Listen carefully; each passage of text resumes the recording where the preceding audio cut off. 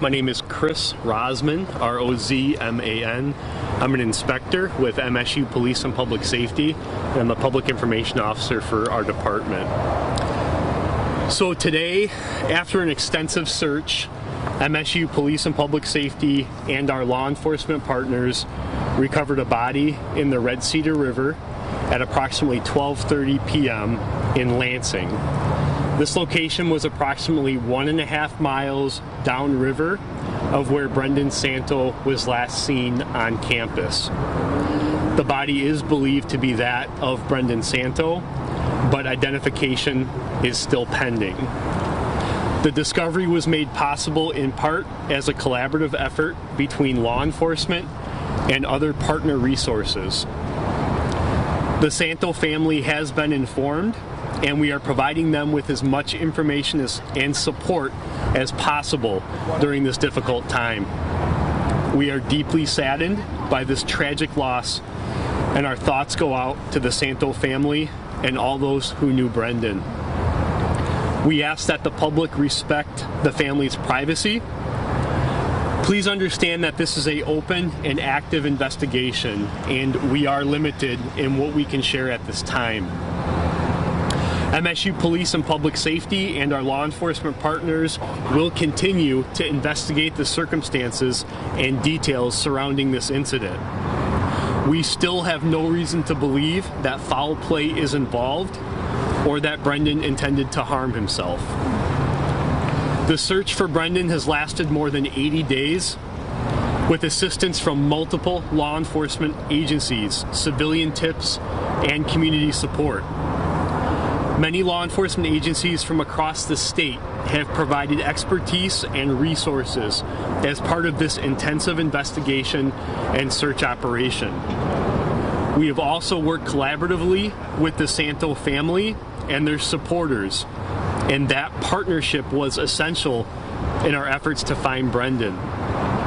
We know that this news may be difficult for those within our campus community and beyond, and it's important to remember that grief some individuals may be experiencing is normal, and there are a number of ways in which individuals can seek support, including talking with friends, family, and colleagues to process this information.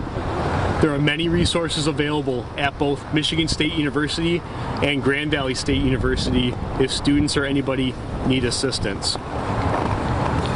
I'm willing to take a couple questions right now. Please understand, like I said, that we are limited in the information that we can share at this time, but I will reiterate that this remains an active and ongoing investigation, and we still continue to look into the circumstances and the details surrounding Brendan's disappearance. Inspector, can you tell us if there's going to be either a toxicology report or an autopsy done later? Yeah, so at this point, Brendan's body did go to the Sparrow Hospital and is in the possession of the medical examiner and the pathologist. The medical examiner will make those determinations in terms of what tests will be done and what will be part of the autopsy process. I don't want to speak for them. I think it's a little early on, but it's safe to assume at this point that a detailed autopsy that will consist of a lot of tests would be part of that process. What led you to come to this specific location? Yeah, like we said all along, our search effort is continuing and it's ongoing. And this was in part because of our ongoing search effort that we had in place. As we had previously said, we were moving west into the city of Lansing. Working with some of our partner resources, we did have an area of interest down here in the river that we were specifically interested in. It was a very complex and dangerous point of the river to search, and it required a lot of resources to do that, just based on the location, the complexity of that area, and the entanglement hazards and debris. And so that's what you saw here today, was a coordinated effort between the Michigan State Police Marine Services Division, the Capital Area Dive Team, and the Oakland County Sheriff's Office, working with MSU Police and Public Safety to conduct a very complex search and recovery operation here at this part of the river. Was there anything specifically found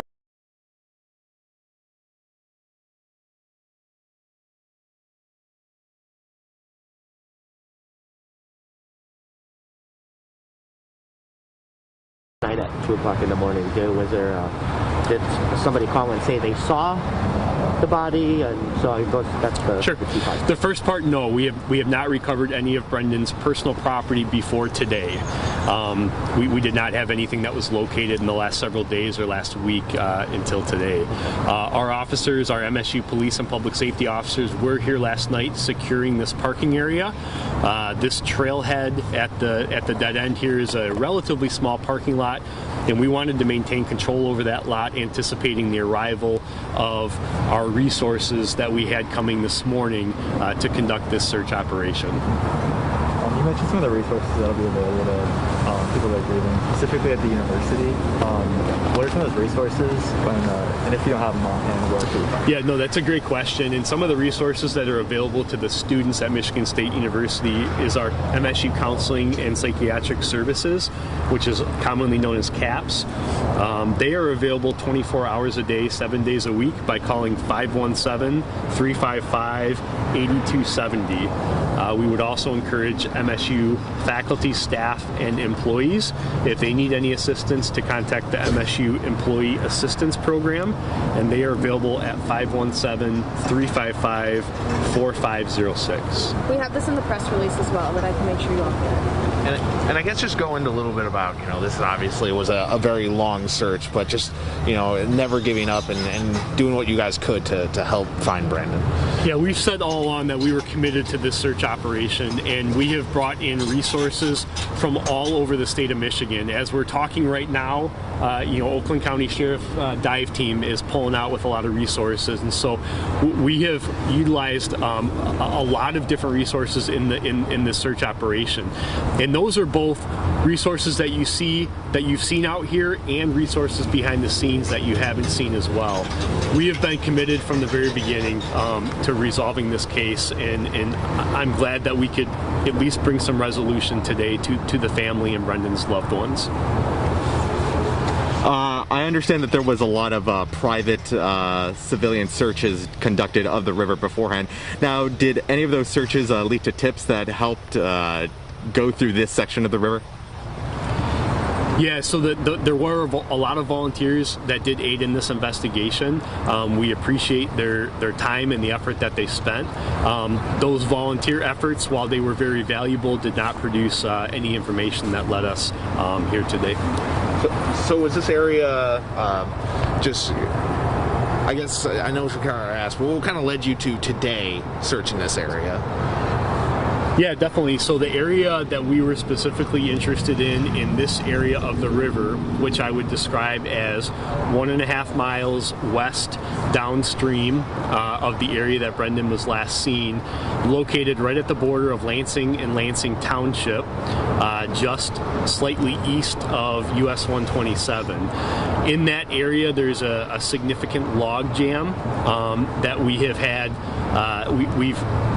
We've talked about for a while because it really kind of was catching everything kind of in that area. So we've been talking about how to search that area properly and safely. There were other resources that we were working with, both law enforcement and private, that we were utilizing in that area to really identify areas of interest in there as well. And I guess if you could just how divers, it's 16 degrees out or so, how divers are still able to conduct the search given even with ice and the temperature and things of that nature. Yeah, the divers who have been out here have been absolutely amazing, and like I said, they came from all over the state of Michigan to assist us. The operation today really required us clearing some brush, some trees, to create an ingress point into the river itself, where we could actually get a boat in the river. The ice itself, even though there was ice formed on the river, was absolutely not safe for anybody to attempt to go on. And so that was part of the operation today. We had some of our MSU partners that were here, some of our arborists that work with our landscape department that came here and actually assisted the dive teams in clearing some trees and brush so we could actually get a boat in the water to really get to the point that we wanted to focus on at this log jam right here. I'm willing to, if you have follow-up questions after this, to email us as well. Like I said, we're trying to provide as much information as we can.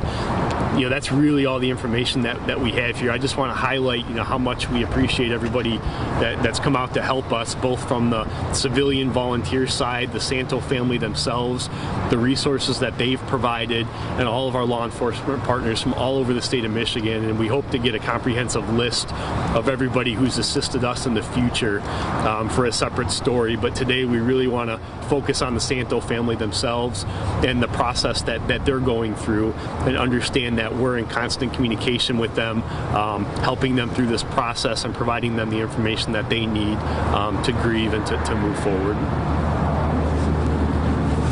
Thank you. All right, Thank you so much. Thank you, everybody. All of your newsrooms should have the press release. And you guys got it. But I can take down emails. But I think we're good. How long are you guys going to still be in this area? Yeah, there's no reason for us to Right, that's what kind of thing figuring at this point. At this point, it's really just everybody's drinking coffee and having lunch. So we order some pizzas, and that's really what's going on. Yeah. Well, thank you very much. Do you mind? Just another question was just like, I don't know if you want to do this on camera. It was just like the how has this? I know this was probably an emotional, draining experience, and so how have your agency and other agencies been able to cope with this? Yeah, so we first and foremost recognize how hard this has been on the Santo family and their loved ones, first and foremost. We also do have to recognize that we have had multiple investigators, officers, divers, and all of our law enforcement personnel that are emotionally invested in this, and so that's something that we need to, that we recognize, and we need outlets sometimes as well, and we need to take care of our people, and we're committed to doing that. So a lot of people are affected by this, and we understand that, and that's why we really want to emphasize the resources that are available, not just to the just as we emphasize those resources to the community and the public and students, faculty, staff. We do the same things internally with our officers and investigators as well. Right, for sure. And I know we've spoken several times because of this investigation, and personally, how do you feel now that there's a little bit of I guess we could say closure, maybe? Yeah, it's a hard question. I mean, we're glad that we can give the family some closure. We're obviously devastated with the news, just as they are, so if anything, we're glad that we can bring closure to